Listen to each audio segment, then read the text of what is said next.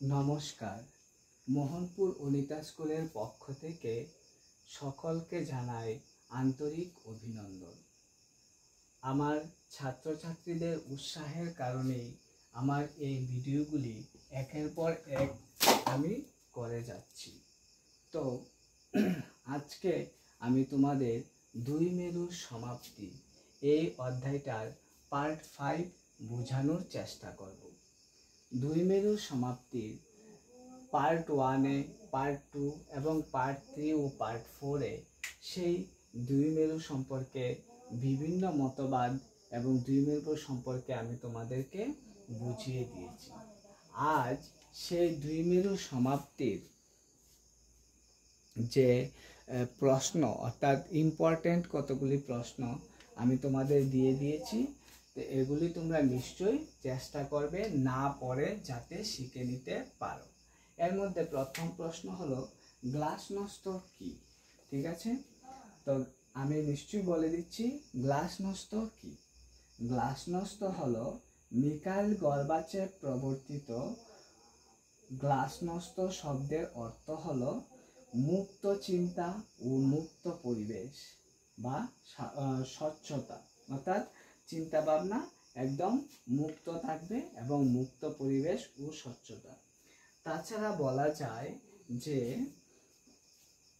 রাষ্ট্রীয় নীতি ও কাজকর্মের সমালোচনার করায় অন্যায় অবিচারের প্রতিবাদ করা এবং স্বাধীনভাবে মতপ্রকাশ করার এবং দলীয় কাঠামো ও গণতন্ত্রীকরণের ক্ষেত্রে উদার স্বচ্ছতার নীতিকে বলা হয় গ্লাসনস্ত নীতি। অর্থাৎ রাজনীতিতে একটা যেটাকে বলা হয় কি গণতন্ত্র প্রতিষ্ঠা করা, অর্থাৎ রাজনীতিতে নিজের মতবাদকে সঠিকভাবে প্রকাশ করা এবং গণতান্ত্রিকভাবে নিজের মতবাদকে প্রকাশ করাটাই হলো গ্লাসনস্ত, যেটা মিখাইল গর্বাচেভ প্রবর্তন করেছিলেন।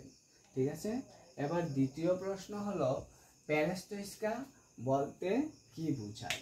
হ্যাঁ, আমি তোমাদের পেরেস্ট্রয়স্কা বলতে কি বোঝায় তাও বুঝিয়ে দেবার চেষ্টা করব। তবে আমি আগেও বলেছি, এখনো বলছি, তোমরা নিশ্চয়ই মনোযোগ সহকারে শুনবে এবং চেষ্টা করবে সেগুলি যাতে দ্বিতীয়বার না পড়ে লিখতে পারা যায়। পেরেস্ট্রয়স্কা বলতে 1985 খ্রিস্টাব্দে সোভিয়েত কমিউনিস্ট পার্টির 27তম অধিবেশনে পেরেস্ট্রয়স্কা নীতিটি ঘোষিত হয়েছিল। এর অর্থ হলো পরিবর্তন, পুনর্গঠন এবং নবসংস্কার, অর্থাৎ পরিবর্তন করা, পুনর্গঠন করা এবং নবসংস্কার করা। এটি হলো এক ধরনের অর্থনৈতিক সংস্কার যার মূল বক্তব্য ছিল, অর্থাৎ যার মূল কথা ছিল অর্থনৈতিক সংস্কার এবং বাজার অর্থনীতির প্রচলন এবং সরকারি ও বেসরকারি ক্ষেত্রে পাশাপাশি অবস্থান এবং কেন্দ্রীয় অর্থনৈতিক পরিকল্পনার উপস্থিতি। এটাকেই বলা হতো পেরেস্ট্রয়স্কা। ঠিক আছে, তাহলে পেরেস্ট্রয়স্কা কি এটাও আমি তোমাদের বলে দিয়েছি। তাহলে গ্লাসনস্ত কি আমরা যদি অনুসরণ করি, বারবার একটু বুঝি বা আমার কথাগুলো যদি তোমরা মনে রাখো, তাহলে নিশ্চয়ই তোমরা পেরেস্ট্রয়স্কা কি এবং গ্লাসনস্ত কি জেনে যেতে পারবে। এবার হলো 9+1 নীতি কি? এটাও খুব সুন্দর একটা প্রশ্ন।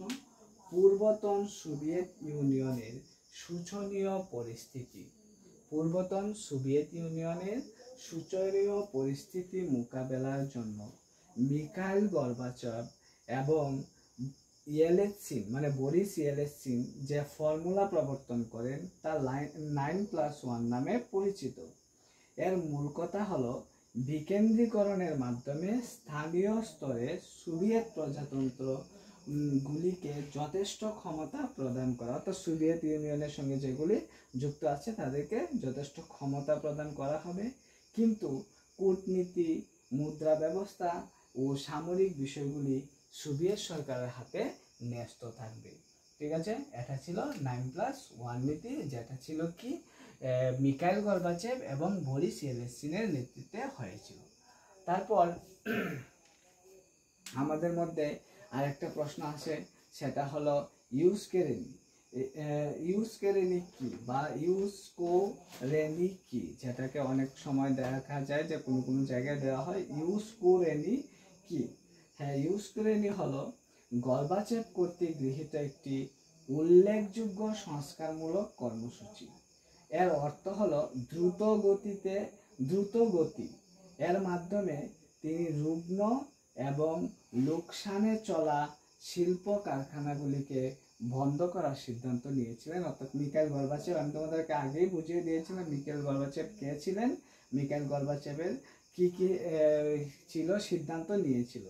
এছাড়া প্রতিযোগিতার মধ্যে দিয়ে বাজার অর্থনীতির দ্রুত উন্নয়নের জন্য শিল্প কারখানাগুলিতে ভর্তুকি প্রদানের যে ব্যবস্থা ছিল তা তিনি তুলে দিয়েছিলেন বা তুলে দেওয়ার সিদ্ধান্ত নেন।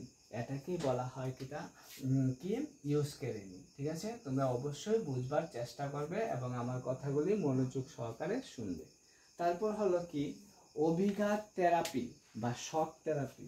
তোমাদের বইয়ে এই প্রশ্নটা আছে এবং বিভিন্ন সময় এই প্রশ্নটা এসেছেও। ঠিক আছে, অভিঘাত থেরাপি বা শক থেরাপি কি? সোভিয়েত ইউনিয়নের পতনের পরে সমাজতান্ত্রিক শিবিরে স্বৈরাচারী শাসন ব্যবস্থার পরিবর্তে গণতান্ত্রিক শাসন ব্যবস্থা প্রবর্তন হয়েছিল। অন্তত দুঃখজনক ও কষ্টকর বলতে যে গণতান্ত্রিক ব্যবস্থা প্রবর্তিত হয়েছিল তা ছিল অত্যন্ত দুঃখজনক এবং কষ্টকর। এক্ষেত্রে বিশ্ব ব্যাংক এবং IMF এর দেওয়া যে মডেল অনুসরণ করা হয়েছে তাকেই বলা হয়েছিল অভিঘাত থেরাপি। অর্থাৎ IMF এর দেওয়া যে মডেল কি করা হয়েছে, অনুসরণ করা হয়েছে, এটাকেই বলা হয়েছিল অভিঘাত থেরাপি। তোমরা নিশ্চয়ই মনোযোগ সহকারে শুনবে এবং এগুলি মনে রাখার চেষ্টা করবে। তারপর হলো সোভিয়েত রাশিয়ার পতনের যে দুটি ফলাফল, মানে সোভিয়েত রাশিয়া যে পতন ঘটেছিল, আমরা দেখেছি যে আমরা বলেছিলাম যে সোভিয়েত রাশিয়া লাস্ট পর্যন্ত দেখা গেল যে পতনের ফলাফল হয়েছিল। অর্থাৎ লেনিনের নেতৃত্বে 1917 সালে প্রতিষ্ঠিত হওয়ার পরে যে দীর্ঘ 74 বছর তারা রাজত্ব করেছিল, তারপর ধীরে ধীরে সেই সোভিয়েত ইউনিয়ন কি হয়েছিল, পতনের দিকে এগিয়ে যাচ্ছিল।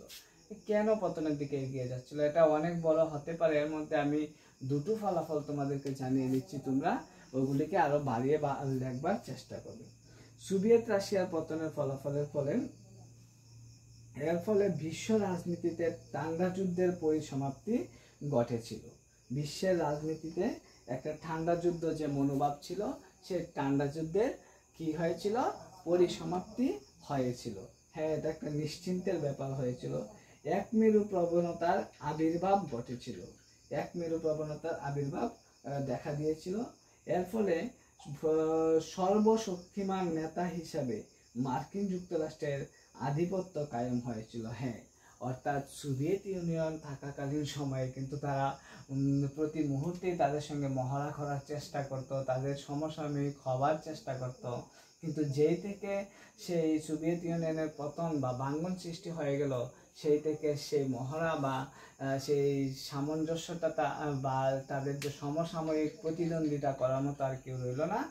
ধীরে ধীরে সেই সোভিয়েত ইউনিয়ন পতনের ফলে দেখা গেল যে মার্কিন যুক্তরাষ্ট্র উপর দিকে উঠতে ছিল, এক বিশ্বের মধ্যে শক্তিধর রাষ্ট্র হিসাবে ঘোষণা করা হয়, শক্তিধর রাষ্ট্র হিসাবে মেনে নিয়েছিল বা শক্তিধর রাষ্ট্র হিসাবে পরিণত হয়ে গিয়েছিল।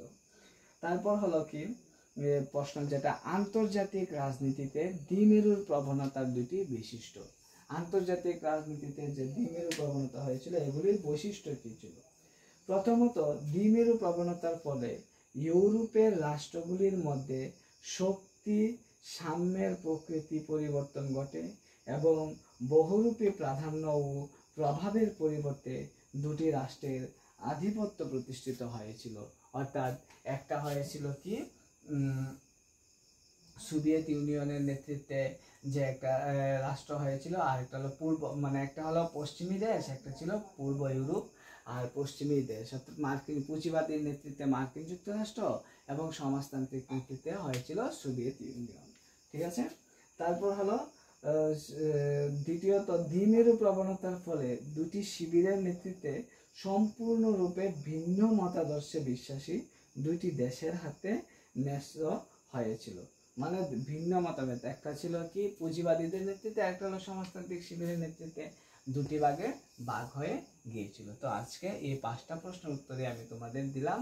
চেষ্টা করব পরবর্তী সময়ে আরো ইম্পর্টেন্ট প্রশ্ন তোমাদের দেওয়ার জন্য। আজকের সময়টাও একটু অল্প, সেজন্য আজকের ক্লাসটা আমি এখানেই শেষ করছি।